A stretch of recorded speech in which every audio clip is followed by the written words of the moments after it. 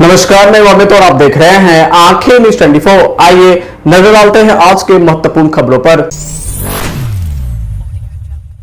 नमस्कार, मैं अमित और आप देख रहे हैं आंखें न्यूज 24। लोकसभा में नेता विपक्ष राहुल गांधी बिहार दौरे पर थे। बता दें कि राहुल गांधी ने शनिवार को राजधानी पटना में राष्ट्रीय जनता दल के अध्यक्ष लालू प्रसाद यादव और उनके बेटे आरजेडी तेजस्वी यादव से मुलाकात की। इससे पहले उन्होंने संविधान सुरक्षा सम्मेलन को भी संबोधित किया। इस दौरान उन्होंने मुख्यमंत्री नीतीश कुमार पर निशाना साधते हुए बिहार की जाति जनगणना को फर्जी करार कर दिया। वहीं आगे उन्होंने संविधान सुरक्षा सम्मेलन में बिहार की जाति जनगणना को फर्जी बताया। उन्होंने कहा कि देश की वास्तविक स्थिति को समझने के लिए जातिगत जनगणना होनी चाहिए। बिहार में हुई फर्जीगत जातिगत जनगणना की तरह नहीं होगी। जातिगत जनगणना के आधार पर नीति बनाई जानी चाहिए। वहीं कांग्रेस विधेयक पारित करेगी। सम्मेलन के दौरान राहुल गांधी ने राष्ट्रीय स्वयंसेवक आरएसएस चीफ मोहन भागवत पर हमला किया। राहुल गांधी ने मोहन भागवत के सच्ची आजादी वाले बयान पर पलटवार किया है। राहुल गांधी ने आगे मोहन भागवत के बयान को संविधान के खिलाफ बताया और कहा कि वे डॉक्टर भीमराव अंबेडकर की विचारधारा को मिटाना चाहते हैं। बता दें कि सम्मेलन के बाद राहुल गांधी ने प्रदर्शनकारी बीपीएससी भर्तियों से भी मुलाकात की। राहुल गांधी ने कहा कि हम चाहते थे कि जैसे गंगा का पानी हर जगह बहता है, वैसे ही संविधान की विचारधारा भी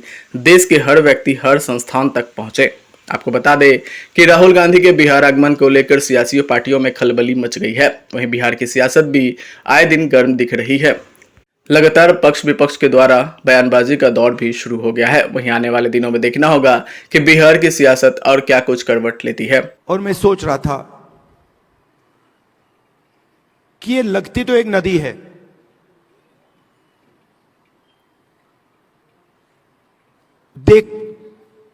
मैं इसको देख रहा हूं, एक नदी दिख रही है, मगर इसका पानी, इस नदी का पानी सब जगह है। अगर आपने आज सुबह पानी पिया तो वो आपके अंदर है, आपके खून में है। अगर आपने आज सुबह रोटी खाई तो उस रोटी में था। वैसे ही ये इस संविधान का विजन वही था। हम चाहते थे कि जैसे गंगा का पानी सब जगह जाता है, वैसे ही विजन था कि इस संविधान की जो सोच है वो हिंदुस्तान के कोने कोने में, हिंदुस्तान के हर व्यक्ति के अंदर, हर संस्था के अंदर जैसे गंगा का पानी जाता है वैसे जाए।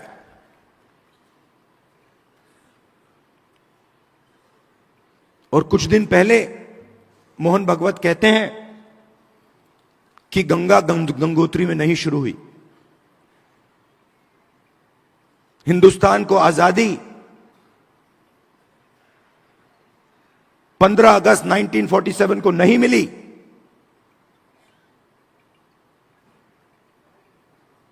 बाद में मिली। तो अगर मोहन भागवत कह रहे हैं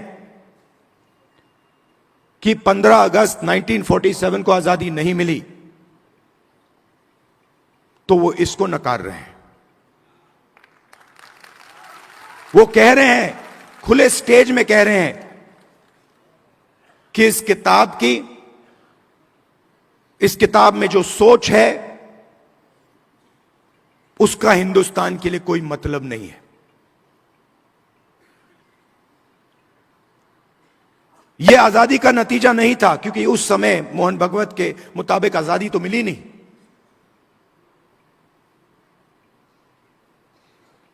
और इसकी सोच को, अंबेडकर जी की सोच को, गांधी जी की सोच को, बुद्ध भगवान की सोच को, फूले जी की सोच को वो मिटाने लगे हैं। हिंदुस्तान की हर संस्था से, हर इंस्टीट्यूशन से, फाइनेंशियल सिस्टम से, इकोनॉमिक सिस्टम से, पॉलिटिकल सिस्टम से नमस्कार, मैं हूं अमित और आप देख रहे हैं आंखें न्यूज 24। प्रधानमंत्री नरेंद्र मोदी रविवार को मन की बात के जरिए सुबह 11 बजे देशवासियों को संबोधित करेंगे। बता दें कि पीएम मोदी ने इसकी जानकारी एक्स पर पोस्ट कर दी है। मन की बात प्रधानमंत्री का मासिक रेडियो कार्यक्रम है जिसमें वह देश के नागरिकों से राष्ट्र से संबंधित मुद्दों और विषयों पर बातचीत करते हैं। आमतौर पर महीने के आखिरी रविवार को आयोजित होने वाले मन की बात कार्यक्रम का प्रसारण आज होगा, क्योंकि देश 26 जनवरी को गणतंत्र दिवस मनाएगा। चाहे स्वच्छता हो, चाहे जल हो, फिट इंडिया हो, परीक्षा हो या महिला सशक्तिकरण हो, हर महीने नागरिक अपने विचार और सुझाव प्रधानमंत्री नरेंद्र मोदी के साथ उनके रेडियो कार्यक्रम मन की बात के लिए साझा करते रहते हैं। बता दें कि 2024 के मन की बात के पिछले एपिसोड में पीएम मोदी ने संवैधानिक मूल्यों पर प्रकाश डाला था। उन्होंने कहा था कि 26 जनवरी 2025 को हमारा संविधान लागू होने के 75 साल पूरे हो जाएंगे। ये हम सभी के लिए बहुत गर्व की बात है। हमारे संविधान निर्माताओं द्वारा हमें सौंपा गया संविधान समय की कसौटी पर खरा उतरा है। संविधान हमारे लिए एक मार्गदर्शक है। वहीं अक्टूबर 2014 में शुरू किए गए मन की बात का उद्देश्य भारतीय समाज के विभिन्न वर्गों से जुड़ना है, जिसमें महिलाएं, बुजुर्ग और युवा शामिल हैं। यह आम जनता के लिए बेहद लोकप्रिय कार्यक्रम है जिसमें देश भर के लोग पीएम नरेंद्र मोदी को सुनते हैं, क्योंकि वे अपने विचार और सुझाव साझा करते हैं। साथ ही समाज में हो रहे उल्लेखनीय विकास के साथ साथ व्यक्तिगत उपलब्धियों का भी पीएम मोदी विशेष उल्लेख करते हैं। नमस्कार, मैं हूं अमित और आप देख रहे हैं आंखें न्यूज 24। महिलाओं को लेकर नीतीश कुमार द्वारा दिए गए बयान पर तेजस्वी यादव ने बयान दिया और कहा महिलाओं को लेकर घिनौनी बात करते हैं मुख्यमंत्री के आने के बाद ही संसार दुनिया खत्म हो जाएगी। उनके जाने के बाद ये सोच रखते हैं नीतीश कुमार रिटायर हो चुके हैं। रिटायर अधिकारी के द्वारा बिहार चलाया जा रहा है। उन्होंने कहा नीतीश कुमार बिहार चलाने लायक योग्य नहीं बचे, थक चुके हैं, यह साबित हो चुका है। आज तो दिन भर हम बैठक में थे, लेकिन प्रेस मीडिया के लोगों ने जब सवाल पूछा तो हमने पूरा उनका बयान देखा। देखिए, पूरा बिहार का नाम देश भर में शर्मसार इन्होंने कर दिया। हम लोगों का माथा इन लोगों ने झुकाने का काम किया। नीतीश कुमार जी का जिस प्रकार का बयान है, जितनी इसकी निंदा की जाए वो कम है। साफ तौर पे उन्होंने कहा कि पहले कोई महिला कपड़ा नहीं पहनती थी। इससे घटिया और शर्मनाक बयान हो ही नहीं सकता।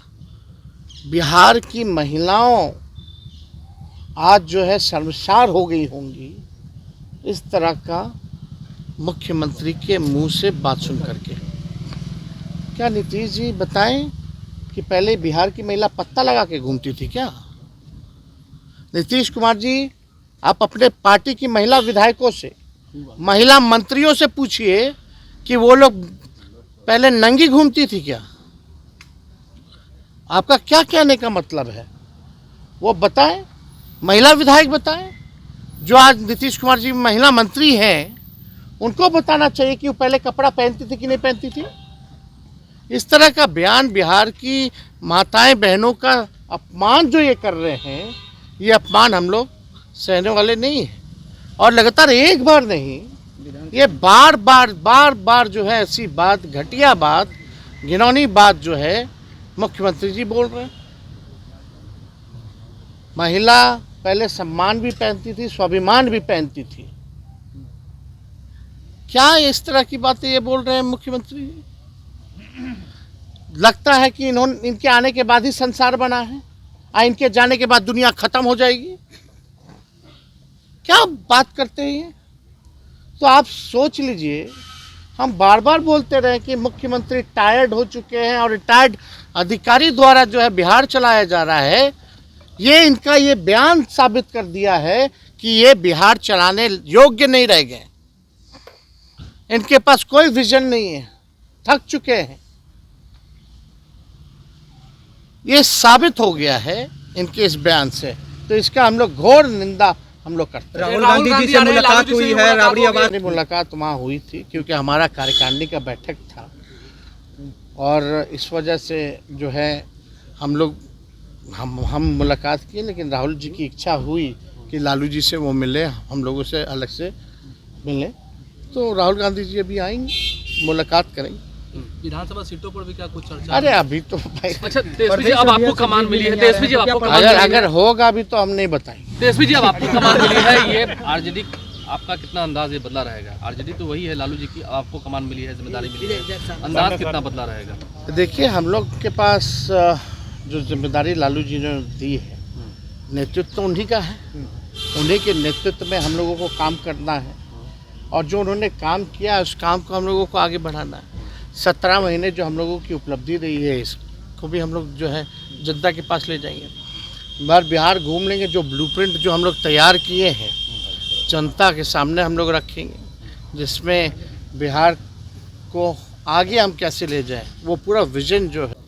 और देखिए, आज राष्ट्रीय कार्यकारिणी की बैठक रही और देश की स्थिति को लेकर के और आने वाले बिहार का चुनाव को देखते हुए जो है इस पर चर्चा भी हुई है।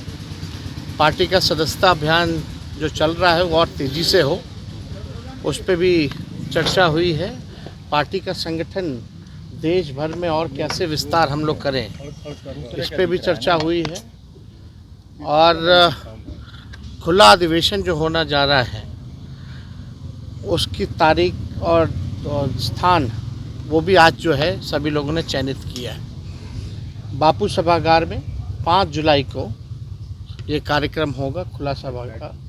उसमें क्योंकि पार्टी की स्थापना दिवस भी है उस दिन, तो दोनों कार्यक्रम जो है एक साथ जो है वो मनाया जाएगा। और सभी लोगों ने देश भर के जितने राष्ट्रीय जनता दल के संगठनकर्ता, पदाधिकारी, बड़े नेता, सभी लोगों ने जो मुझ पर विश्वास जताया है, आदरणीय राष्ट्रीय अध्यक्ष जी से लेकर के सभी लोगों ने जो जिम्मेवारी दी है उसको जो है आने वाले विधानसभा चुनाव में बखूबी ढंग से हम लोग निभाएंगे। और राष्ट्रीय जनता दल महागठबंधन की सरकार निश्चित तौर पर इस बार बिहार में हम लोग बनाएंगे। नया सोच है, नए लोग हैं हम लोग, नया बिहार बनाना है। सभी लोगों को, हर वर्ग, हर जात, हर धर्म के लोगों को साथ लेके चलना है और पूरा हमारा प्रयास होगा। जो हमारे पास विजन है, ब्लूप्रिंट है, पूरा प्रयास होगा कि बिहार को अव्वल राज्यों में कैसे ले जाएं और साथ ही साथ बिहार के लोगों की तरक्की कैसे हो। आम आवाम से भी हमारी चर्चा होगी। आगे लगातार जो है कार्यक्रम होगा, लगभग 5-6 जिला बचा है। उसके बाद अनेकों कार्यक्रम जो है, इस बार निर्णय ये भी हुआ है कि कर्पूरी जी का जो 24 तारीख को होने जा रहा है वो हम लोग जो है फुलपरास में, जो कर्पूरी जी का एक समय में क्षेत्र भी रहा जहाँ से चुनाव लड़े, फुलपरास में जो है हम लोग उनका कार्यक्रम इस 24 तारीख को हम लोग करने जा रहे हैं। तो जो भरोसा जताया है सब लोगों ने, उस हिसाब से हम सब लोग जो है पार्टी को और मजबूत करेंगे। लालू जी ने पार्टी की स्थापना की, संघर्ष किया और आज बिहार की सबसे बड़ी पार्टी राष्ट्रीय जनता दल है। नमस्कार, मैं हूं अमित और आप देख रहे हैं आंखें न्यूज 24। 18 जनवरी की धूप देखकर अगर आप ये सोच रहे हैं कि अब कड़ाके की ठंड से राहत मिल जाएगी तो गलत है। दरअसल मौसम में बड़ा बदलाव जल्द ही होने वाला है। तेज बर्फीली पछुआ हवा धूप रहने के बावजूद भी कनकनी बनाए हुए था। सूरज ढलते ही रात के समय लोग ठिठुर गए। पटना स्थित मौसम विज्ञान केंद्र के वैज्ञानिक एस के पटेल के अनुसार अगले 2 दिनों के दौरान राज्य के न्यूनतम तापमान में 2 से 3 डिग्री सेल्सियस की गिरावट होने का पूर्वानुमान जताया गया है। दिन भर पछुआ हवा चलती रहेगी। कई जिलों में कोल्ड डे जैसी स्थिति रहने का भी पूर्वानुमान है। तो वहीं वैज्ञानिक एस के पटेल के अनुसार दिन और रात के कड़ाके की ठंड का असर जारी है। अब पश्चिमी विभोज का भारत के पश्चिमी भागों पर आगमन होता है। पर्वतीय क्षेत्रों पर बर्फबारी होती है। इसके बाद जब पश्चिमी विभोज पूर्वी दिशा में आगे बढ़ता है, वहां से सर्द उत्तर पश्चिमी हवा बिहार में प्रवेश करती है। इन बर्फीली पछुआ हवाओं की वजह से कड़ाके की ठंड का अनुभव होता है। वहीं 18 जनवरी को सुबह के समय 1 या 2 जगहों को छोड़कर सभी जिलों में हल्की से मध्यम स्तर का कोहरा छाया रहा। जैसे ही हवा रफ्तार पकड़ी, कोहरा खत्म हो गया। वहीं तेज धूप खिल उठी। इससे लोगों को थोड़ी राहत जरूर मिली। हालांकि धूप के साथ साथ सर्द पछुआ हवा भी चल रही थी। इस वजह से धूप रहने के बावजूद भी कनकनी का एहसास लोगों को हो रहा था। धूप खत्म होते ही शाम को कनकनी में बढ़ोतरी हो गई। इस वजह से रात के तापमान में गिरावट भी हो रही है। आज यानी 19 जनवरी से पहाड़ों पर हिमपात, मैदानी इलाकों में सर्द का मौसम और कोहरे का प्रकोप देखने को मिलने वाला है। तो वहीं रात के तापमान में 2 से 3 डिग्री सेल्सियस की गिरावट होने का भी पूर्वानुमान है। बिहार मौसम सेवा केंद्र द्वारा जारी पूर्वानुमान के अनुसार राज्य के अधिकांश भागों में मध्यम से तेज गति की पछुआ हवा चलने की स्थिति जारी रहने की संभावना जताई गई है। इस वजह से शीतलहर जैसी स्थिति बनने की भी संभावना है। आज राज्य के उत्तरी भाग जैसे पश्चिमी चंपारण, सीतामढ़ी, मधुबनी, दरभंगा, सुपौल, पूर्णिया, अररिया और किशनगंज जिलों में घना कोहरा छाया हुआ है। अगर आप भी अपने दुकान, प्रतिष्ठान, school, college, coaching centre, restaurant, cafe का विज्ञापन देना चाहते हैं, वो भी किफायती दर पर, तो आंखें न्यूज़ 24 लेकर आया है आपके लिए एक सुनहरा मौका। आंखें न्यूज़ 24 न्यूज़ पोर्टल की दुनिया में बिहार का सबसे उभरता हुआ चैनल, जहां बिहार झारखंड से जुड़े तमाम बड़ी खबरें देखने को मिलती है। तो देर किस बात की, आज भी जुड़े आंखें न्यूज़ 24 के साथ। संपर्क करें हमारे व्हाट्सएप नंबर 8935876430 पर। क्या आप पत्रकारिता के क्षेत्र में अपना कैरियर बनाना चाहते हैं? तो आज ही Royal Ashoka Institute of Mass Communication and Journalism में अपनी जगह सुनिश्चित करें। आर्यभट्ट ज्ञान विश्वविद्यालय पटना से मान्यता प्राप्त 100% प्लेसमेंट के साथ royal Ashoka Institute of Mass Communication and journalism नामांकन जारी है। हमारा पता है DS/16 गायत्री मंदिर के समीप, कंकड़ बाग, पटना 8,20,000। आप हमें संपर्क भी कर सकते हैं। हमारा मोबाइल नंबर है 9955456126।